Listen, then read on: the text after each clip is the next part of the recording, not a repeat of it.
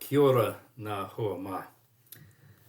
It's Waitangi Day and welcome here. Waitangi means literally water of tears, a name which can infer both grief and tearing apart, as well as the healing of grief, of which tears are a part.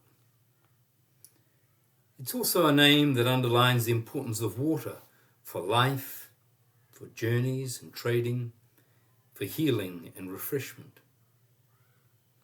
I think it's a good name for a national day, a day to recognize both the trials of the past and the tasks before us, as well as the gifts we have as people of this land, to bring healing, to widen our vision, and to embrace the new and challenging. How we come together is always evolving, hopefully for the better. One of the values we have as a church is communal well-being.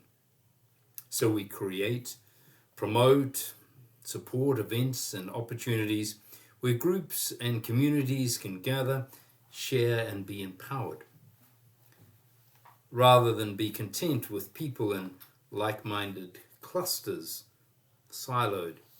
Our vision of communal well-being is where those barriers to participation and leadership, barriers like race, age, gender, sexual orientation, are dismantled enough to allow everyone, and particularly the vulnerable, the opportunity to flourish and participate.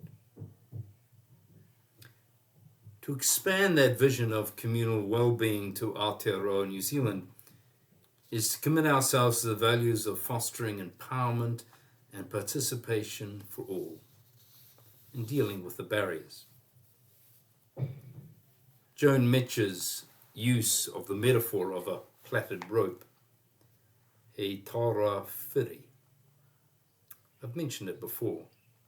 The metaphor is used by Māori orators to express the art of peoples as strands of the rope coming together, keeping their uniqueness but combining their strengths, in order that the community as a whole becomes stronger. Making ropes the traditional way, Māori twisted and rolled strands of scraped flax together to make longer strands, and then plaited as many as 16 together to make ropes, some round, some square. The strands might vary in thickness and colour, and new ones were easily spliced in. A rope thus made was many times stronger than any of its strands alone. At its best, Waitangi was and continues to be about bringing the strands together without loss of mana or integrity. It's about welcoming other cultures being spliced into that rope. It challenges us to value the skills of rope making, weaving diversity without losing identity, making decisions without any one culture dominating. The Waitangi vision for this country is not a melting pot of races stirred into an amorphous mix. Rather, it is about strong, independent cultures working together, sharing their strengths and valuing the conciliatory art of talking and translating across difference. He taura whiri is a great metaphor.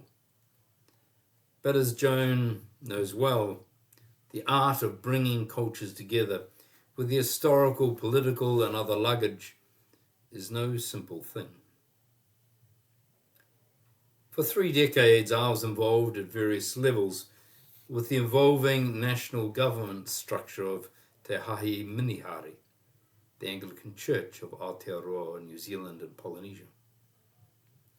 Although each denomination has its own story of governance and the adaptation of that governance to sociological and political changes, the rewriting of the Anglican Constitution in 1992 from the original 1857, which was signed down here in Judges Bay, was significant in its desire to address the disparities between the cultural streams within that tradition.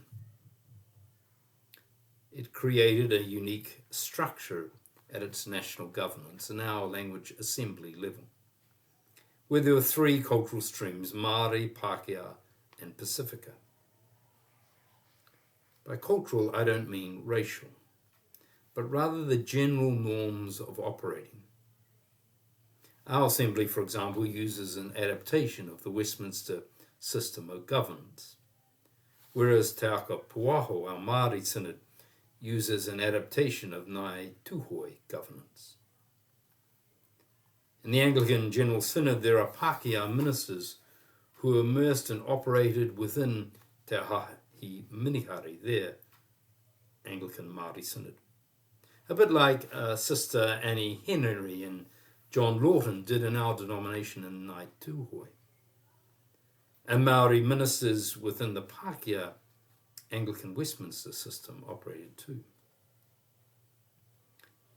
By the time I joined the General Synod in the late 1990s, there were only 4 clergy from each presbytery. The new ways of operating were bedding in. On one level, there was not too much change at all. Like most national church governments, 3/4 of the business was dead boring.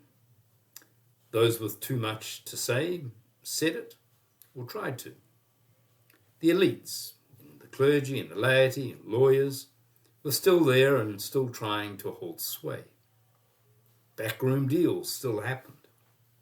It was just like every other denomination in this land. But on another level, there'd been a fundamental shift.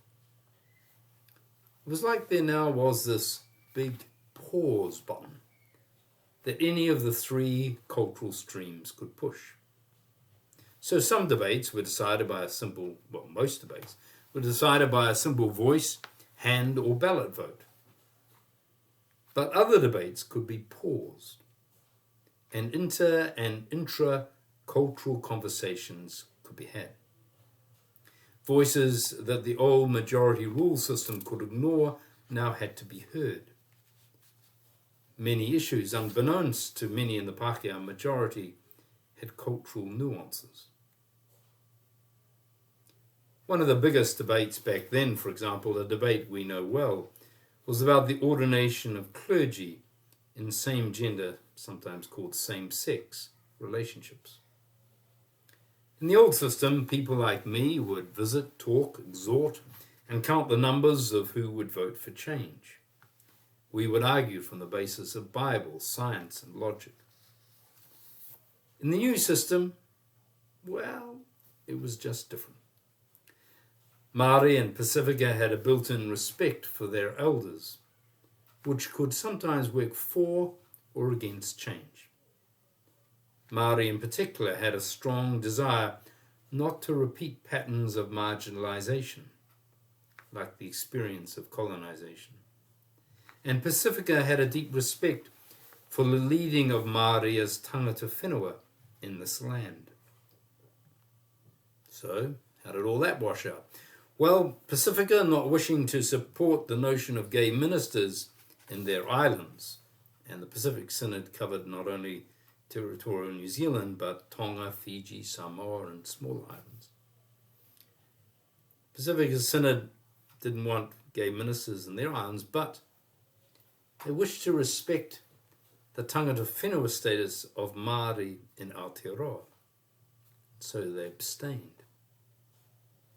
Pākehā were divided, but numbers shifted in favour of change as we entered the new millennium. Māori waited out of respect for an old kaumātua, and then, to the surprise of nearly every Pākehā I knew, voted as a bloc for change. The length of time this all took was frustratingly long. But the byproduct of that was learning how to listen to each other, not just words and arguments, but culture and values, tradition and history. As trust developed, the pain of the past was talked about, and very slowly a vision of the future and the reallocation of resources to undergird it, always the testing point, was grappled with. The Anglicans are still on a journey, and I'm not suggesting our assembly tries to replicate theirs. We have our own history and ways of doing things. But I've seen in my 7 years at General Assembly time and again what might be called cultural deafness. I've seen us so mired in an overly legalistic version of the Westminster governance model that makes people and parishes into either winners or losers. It's a system that I don't think any longer serves us well, and is certainly ill-equipped to support a missional church in the developing cultural and cosmopolitan landscape of Aotearoa. I'm talking about this example of church governance on Waitangi Day to simply say that democracy is both difficult and evolving. Democracy used to be something only the wealthy engaged in. You had to own land and have individual title to it, which disenfranchised most Māori. It was something also that men did and women didn't. Time and again, lobby groups, like those led by Kate Shepherd or Wiremu Ratana, tried to bring change and eventually did. They wanted a place at the table, but once there became obvious that the shape of and customs around the table needed to and slowly did change. And so it will continue. The recent debates and changes in local governance concerning Māori wards is an example of evolving democracy. The one person, one vote principle is maintained, but councillors from a Māori ward have a mandate to find solutions that are not only best for everyone, but are cognizant of a Māori worldview, and can push a cultural pause button if the majority of councillors choose to pause. I hope other significant cultures in our land might also consider forming wards.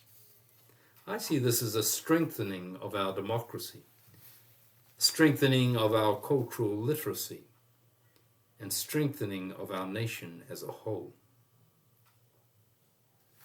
As our moderator, the Right Reverend Whakaofo Kaio, said this week, our history in the nearly 2 centuries since the signing of the treaty records stories of deception, distortion, abuse, and manipulation.